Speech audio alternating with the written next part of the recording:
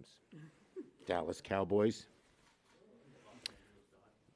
Them too. Yeah. Okay, thank you, everybody. And let me thank Senators Durbin, Stabenow, Warren for joining us. We want to talk about what's happening to our country and the votes as they relate today and tomorrow. Our country is in enormous pain.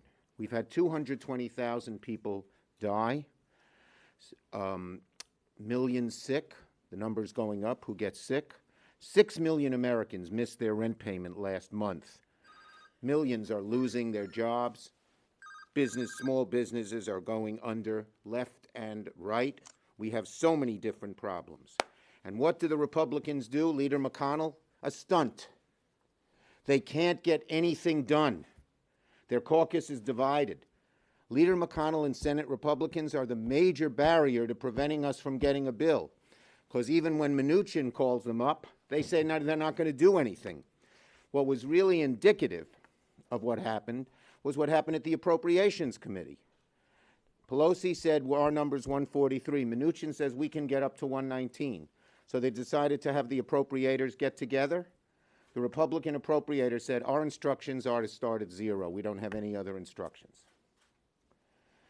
So when the American people are suffering, to put this political stunt on the floor a second time is cruel, is harsh, and it shows a complete lack of leadership and caring for the suffering of the American people. Now, what are we doing? We are making an effort to bring to the floor the Heroes 2 bill, the bill that passed the House, that would have a realistic chance of helping people. And it has many things in it that are not in either bill that is being brought up today and tomorrow by the Republican Senate stunt.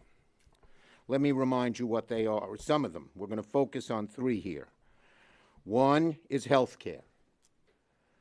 We need more testing. We need more tracing.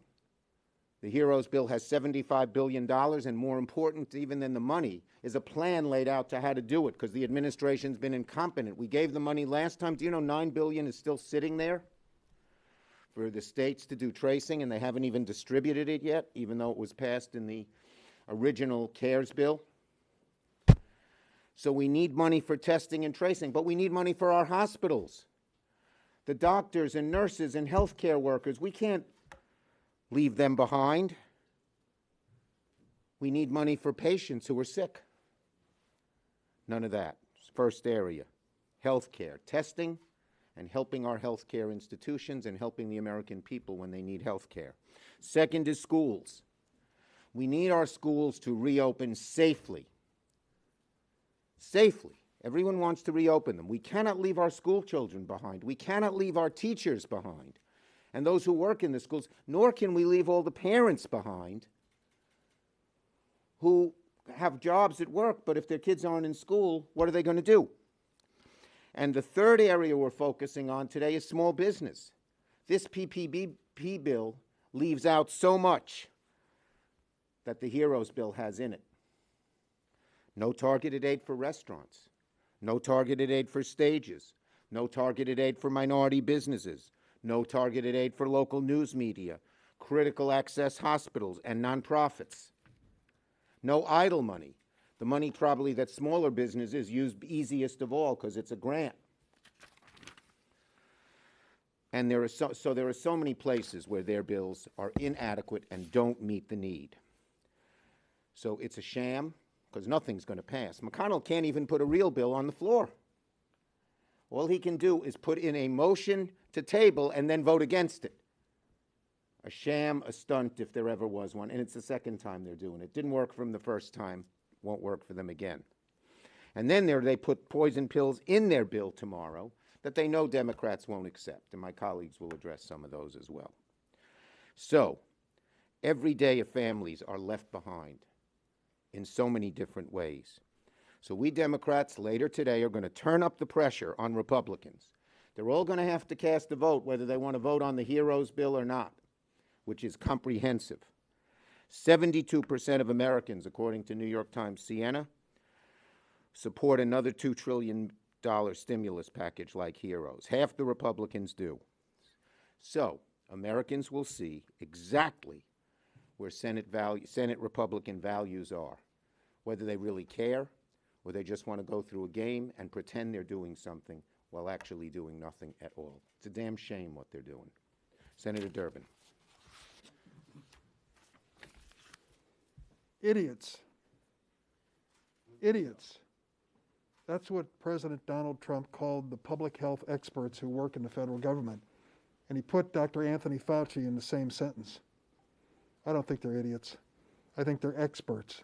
And this president is uncomfortable around them because they are warning us. We're about to see a surge in infections and deaths in America. America. Sadly, America, with 5% of the world's population and 20% of the COVID-19 deaths. America, just south of a nation of Canada, we have 2.5 times the number of people dying from COVID-19 as Canada. What's wrong? There's no leadership. And that's what it comes down to in this debate. This president says he's tired of talking about this COVID thing. His people are having rallies. They're not worried. Sadly, they endanger their lives every time they show up at one of his rallies. We know that. And he obviously doesn't care. So the medical imperative of more and more infections and more deaths is a reality. Do we take it seriously? So seriously that Nancy Pelosi passed her COVID relief bill 5 months ago. Mitch McConnell, as he brought it to the floor, refuses to. All he offers are these skinny versions that don't address the real issues. But there's a second reason that this has now made the calendar for Mitch McConnell. He got the hell kicked out of him last week at the hearing of the Senate Judiciary Committee. Witness after witness made it clear this should not be the breakneck priority of the United States Senate. COVID-19 should be our priority if we're ever going to save lives and reopen the economy. And so, his vulnerable members needed some cover. And that's what they're going to get, an opportunity for a vote. But we know what's missing. What's missing is more testing at a time when we desperately need it, more contact tracing at a time we desperately need it, and help for hospitals and clinics and medical professionals all across this country. What's missing is help for families. Dramatic cuts by Senator McConnell when it comes to unemployment benefits, food stamps, SNAP program, rent help, stimulus checks, all left out when it comes to the McConnell proposal. And the bottom line I'll leave you with is this. He did put his red line in this bill just to make sure that it wasn't going anywhere. You've heard him say it over and over on the floor. Nothing's going to pass unless I can have immunity for liability for the biggest corporations in America when it comes to COVID-19. The American people see through that.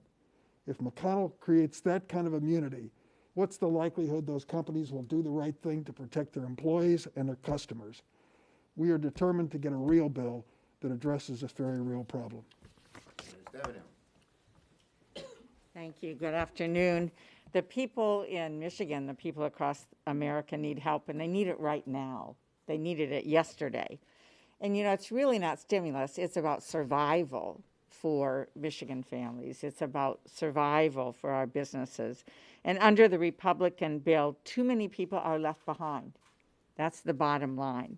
Instead of giving people the help they need, they've introduced a bill that ignores our urgent testing and other healthcare needs, our families, our children, and far too many of our businesses. If we want parents to feel confident that their children can go back to school safely, if we want people to feel they can open their businesses safely and get back to work, Republicans can't leave millions of people behind, and that's exactly what Mitch McConnell's bill does. Right now, it's not safe. COVID-19 cases, hospitalizations, deaths are spiking. Hospitals and nurses are struggling to get enough PPE. Our healthcare professionals are exhausted and stressed and at severe risk of burnout, but the Republicans leave them behind. And their bill leaves millions of families behind. You know, the extra $600 a week provided in the CARES package was a lifeline, and it needs to be extended. A survey last month found that more than 25% of Michigan residents, 1 out of 4, thought they were going to be evicted or have their home foreclosed on in the next 2 months. Mitch McConnell's bill also leaves hungry children and families behind. We have 40% of those who are on SNAP food assistance in our country who've gotten no additional help through this entire process of COVID. And finally, they are leaving far too many businesses behind and the employees that work for them. Restaurants and gyms and craft breweries and theaters that have revitalized Michigan's small towns all across our state. These small businesses need help now. In the initial round of PPP, we also, as Democrats, fought for $30 billion in dedicated funding to support minority-owned small businesses and underserved communities and nonprofits. That also is not in there, and they are left behind. We need to approach this pandemic and the economic pain it's unleashed with the seriousness and boldness it deserves. Our healthcare providers, our children and families and businesses need help right now. This is not the time to leave anybody behind, and Democrats are fighting to make sure they aren't. Thank you. 220,000 Americans are dead from COVID-19. Millions more have contracted the disease and continue to suffer. We have tens of millions of people across this country who are either unemployed or afraid they're about to lose their jobs. Parents who are struggling because they can't get daycare, they can't get their children into school. Small businesses that have shuttered and not sure if they will ever be able to reopen. Restaurants who can't see a business plan going forward. Minority-owned businesses that have been hit the hardest. And what does Mitch McConnell do? Plays politics instead of helping people. This bill that he's putting on the floor again is not a bill about helping people. It's a bill about leaving people behind. Who does Mitch McConnell want to leave behind? He wants to leave behind every single person in this country who is worried about COVID-19. No help for our hospitals, not enough for tracing, not enough for testing, not enough for our doctors and nurses. Just leave them behind. And what about parents, school children? No money here for the kids who are caught in between, having to try to study from home, parents who are struggling with that. Just leave them behind. And this bill leaves millions of small businesses behind, restaurants behind, minority-owned businesses behind. There are so many left behind in the McConnell bill, but understand this. The McConnell train does have some first-class tickets in it. First-class tickets for giant corporations. For giant corporations, a release of liability, no matter how irresponsible they are, they don't have to worry about making their own employees or their customers sick to the point of dying. Mitch McConnell says those folks get a first-class ticket on the McConnell train. And how about parents, wealthy parents, who want to send their kids to private schools? The McConnell train says, let's have the taxpayers pick up the bill for that. Full tax credit for sending your kid to a fancy boarding school. How about that? In other words, what McConnell's doing here is playing politics of the ugliest sort. He wants to stand up and claim that he's helping the American people. No, he's playing the same old game. No help for the people who need it, and lots of help for the people who don't. Well, that's not where the Democrats are. The Democrats are here for working families, for people who are struggling, for small businesses, for restaurants, for minority-owned businesses, for our doctors and nurses, for the people who are in public health who are trying to get their arms wrapped around this COVID crisis. This is what it's going to take, not only to deal with this immediate healthcare crisis, but also the economic crisis that is tumbling behind it. That's why the Democrats will be voting no today. Questions on this subject? Yes. Senator McConnell said that if Speaker Pelosi and the White House do reach some sort of agreement and that there's a bill that passes the House, we'll take it up in the Senate. That doesn't mean that Republicans will support it. But I'm wondering, are you in talks with him at all about the negotiations that are happening? Leader McConnell has been Dr. No. When anyone approaches him, including the administration, he has said no, no, no. So we'll have to see if this latest thing is a change or just another ruse, another trick like their bill today. But you haven't spoken to him at all about that? He doesn't speak to many people about these things. Tell us how you see this particular issue playing out after the election, since it seems like this is not going to happen before the election. Well, look, we Democrats want to get a big, bold bill that will meet the American people's needs as soon as we can. So Nancy Pelosi's fighting to get one now. And as you know, we've been met just with intransigence by the Republican Senate. We will try to get one in the lame duck, and we will try to get one should we win the presidency and win the Senate after that. The sooner the better, but it needs to not leave people behind. It needs to be a strong, big bill. This is the greatest economic crisis in 75 years, the greatest health care crisis in 100 years. We need something that meets that rises to that occasion and meets the moment, and we'll fight for it. Okay, yes. What about anything for PPP funding itself? If this giant bill doesn't go through or get support, I mean, businesses are just hurting out there, and some of them are wondering if they're going to be able to make it. First of all, we don't want to leave anyone behind, period. Because you do one thing, what about everybody else? And what about the people, you know, some Republicans may say, I did that and I don't have to do anything else. We can't do that as a country, not as a party, but as a country.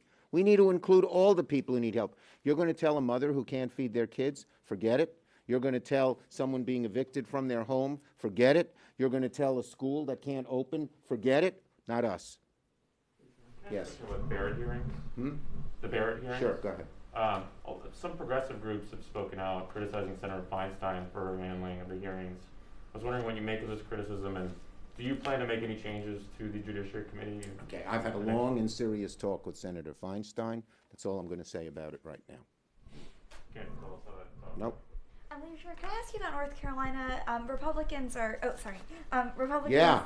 Sorry about that. Republicans have seized on the on Cunningham's extramarital relations. Biggest issue, yeah. And I just wanted to see, are you still confident that Cunningham can win? Biggest issue in North Carolina is health care, like it is across America.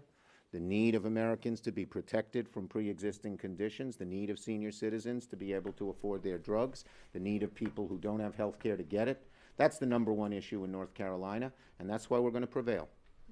Yes. On that topic, how you've obviously running this campaign and against the Supreme Court nominee based on health care. How is the decision made amongst Democratic leadership to focus so specifically on health care? And is We there think any it's, concern well, about there are a whole number of issues, but the #1 issue of salience to the American people.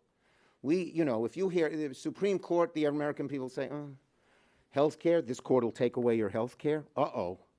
And that's why the American people want us to delay. Overwhelmingly. We're in the middle of a great crisis, a pandemic. People have needed help with pre-existing conditions long before the pandemic. They want to get insurance. A mother or father whose child has cancer doesn't want to be told by the insurance company, you can't get insurance, and watch their kids suffer. We believe that's such an important issue that it's one of them. But we have talked about a woman's right to choose. We have talked about labor rights. We have talked about environmental rights. We have talked about voting rights. We have talked about civil rights. We have talked about LGBTQ rights.